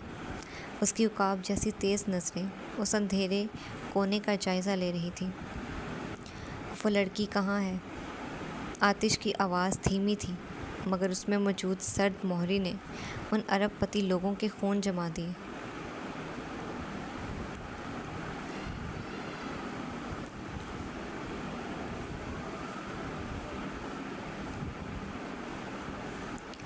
کسی کی ہمت نہیں ہو رہی تھی کہ زبان کھولے۔ آتش نے اپنی گن نکالی اور سب سے آگے چھپے ایک ادھیڑ عمر کانپتے ہوئے بزنس مین کے ماتھے پر رکھ دی۔ میں نے پوچھا، لڑکی کہاں ہے؟ اس بزنس مین کی سانسیں خشک ہو گئیں۔ اس نے لرزتے ہوئے ہاتھ سے اپنے پیچھے موجود ایک قدرے اونچے اسٹیج کی طرف اشارہ کیا۔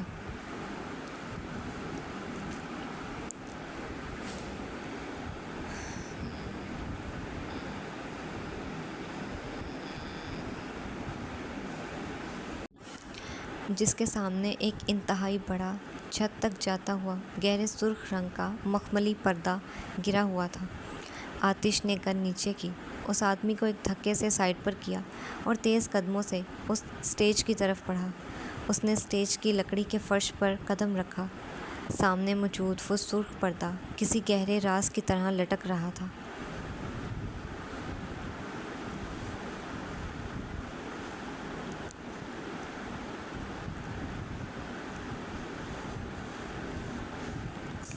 آتش نے اپنا خون آلود بایاں ہاتھ آگے بڑھایا، پردے کی بھاری مخمل کو اپنی مٹھی میں جکڑا اور اپنی پوری طاقت کے ساتھ اسے ایک ہی جھٹکے میں نیچے کھینچ لیا۔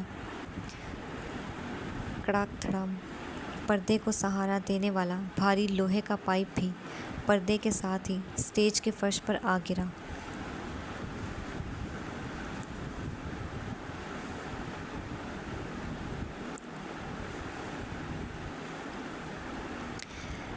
گرد کا ایک غبار اڑا اور پردہ ہٹتے ہی اسٹیج کے بالکل بیچوں بیچ جو منظر سامنے آیا، اس نے ایک لمحے کے لیے آتش جیسے بے رحم اور پتھر دل انسان کے قدموں کو بھی زمین میں میخ کر دیا۔ اسٹیج کے وسط میں لوہے کا ایک انتہائی بڑا، سرد اور ہیبت ناک پنجرا رکھا ہوا تھا اور اس پنجرے کے اندر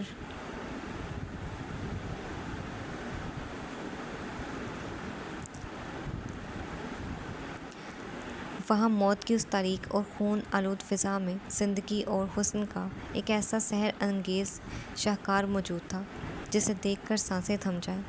پنجرے کے سرد فرش پر ایک انتہائی معصوم اور قیامت خیز حد تک خوبصورت لڑکی گھٹنوں کے بل بیٹھی ہوئی تھی۔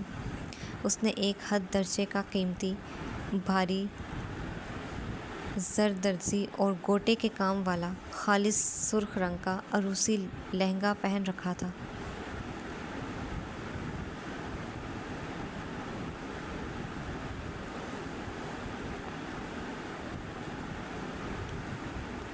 وہ بھاری لہنگا اس کے پیروں کے گرد ایک سرخ گلاب کی پتیوں کی طرح بکھرا ہوا تھا۔ اس نے اپنا چہرہ خوف کے مارے اپنے دونوں گھٹنوں کے بیچوں بیچ چھپا رکھا تھا اور اس کے دونوں نازک ہاتھ اپنے ہی بازوؤں کے گرد سختی سے لپٹے ہوئے تھے۔ اس کی چولی کا پچھلا حصہ کمر تک کافی حد تک گہرا اور کھلا تھا۔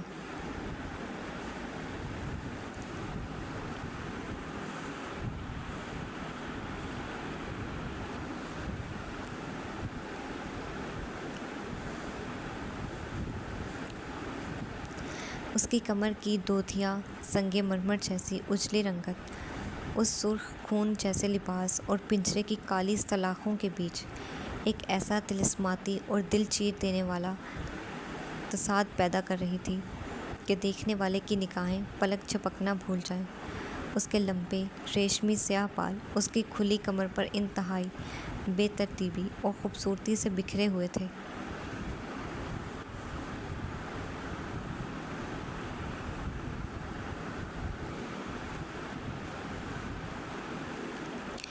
وہ خوف کے مارے ہلکا ہلکا کانپ رہی تھی، جیسے کوئی معصوم تتلی کسی ظالم شکاری کے جال میں پھنس گئی ہو۔ یہ منظر اتنا دردناک اور اتنا ہی خوبصورت تھا کہ پوری عمارت میں چلنے والی گولیاں جیسے اس پنجرے کے باہر آ کر اپنی آواز کھو بیٹھی تھیں۔ آتش چند سیکنڈز تک اس معصومیت اور حسن کے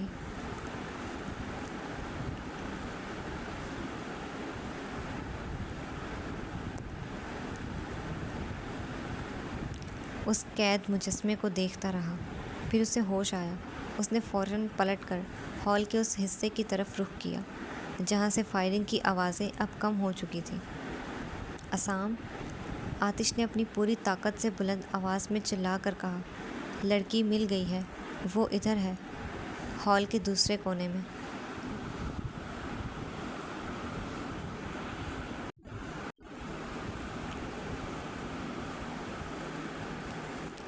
عصام کائرہ نے آخری زندہ بچنے والے گارڈ کے سینے سے اپنی ملٹری بوٹ کی ٹھوکر ہٹائی۔ اس کا ڈارک کارگو لباس جگہ جگہ سے کٹ چکا تھا۔ اس کے چہرے پر کسی دشمن کے خون کے چھینٹے تھے، اور لڑائی کی شدت کی وجہ سے اس کا مضبوط سینہ گہری اور بھاری سانسوں کے ساتھ تیزی سے دھڑک رہا تھا۔ آتش کی آواز سنتے ہی عصام نے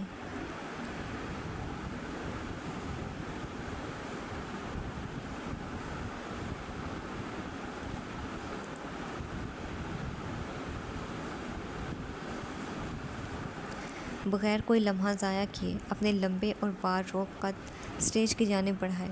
اس کی چال میں ایک فاتحانہ تھکن تھی، مگر اس کی عنبر آنکھوں میں وہی پرسکون سردی تھی۔ وہ ان بزدل بزنس مینوں کے قریب سے گزرتا ہوا اسٹیج کی سیڑھیاں چڑھ کر اوپر آیا۔ وہ گہری سانس لیتا ہوا جیسے ہی پنجرے کے بالکل سامنے پہنچا، اس کی نظر اندر موجود اس سمٹی ہوئی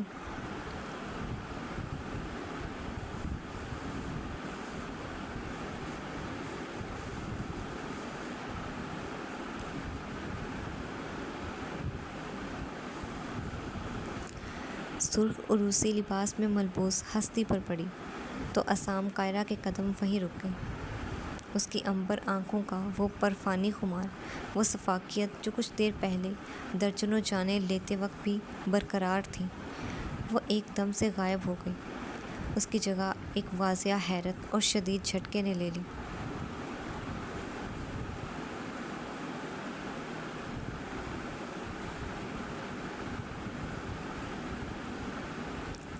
عصام نے پنجرے کی سلاخوں کو گھورتے ہوئے بے یقینی کے عالم میں اپنی گردن موڑ کر آتش کی طرف دیکھا۔ اس کی آنکھوں کا زاویہ بتا رہا تھا کہ اس پنجرے میں اس لڑکی کی موجودگی، یا شاید اس کی یہ قیامت خیز حالت، عصام کے لیے کسی بہت بڑے اور غیر متوقع صدمے سے کم نہیں تھی۔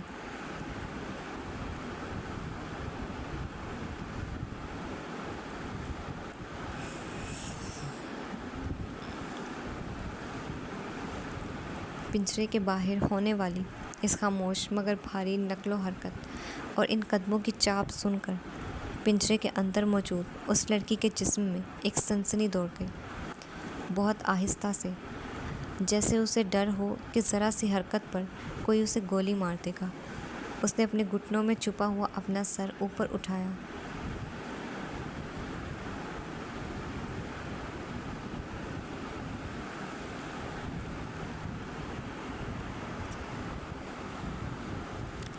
بکھری ہوئی لٹوں کے درمیان سے اس کا چہرہ سامنے آیا۔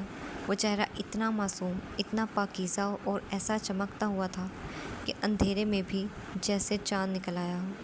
اس کی بڑی بڑی غزال جیسی آنکھیں آنسوؤں سے مکمل طور پر بھری ہوئی تھیں، جن کی وجہ سے اس کی پلکیں بھیگ کر آپس میں جڑ گئی تھیں۔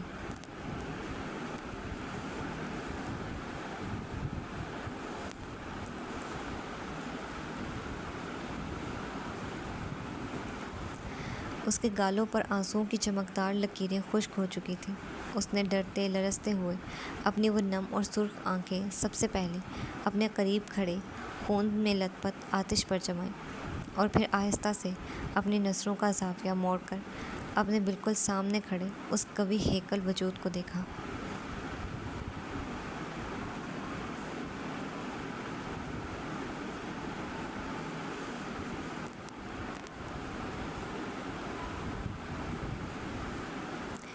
اس کی وہ آنسوؤں سے بھری، خوف زدہ اور طلسماتی نظریں سیدھی عصام کائرہ کی ان ٹھہری ہوئی، حیرت زدہ عنبر آنکھوں سے جا ٹکرائیں۔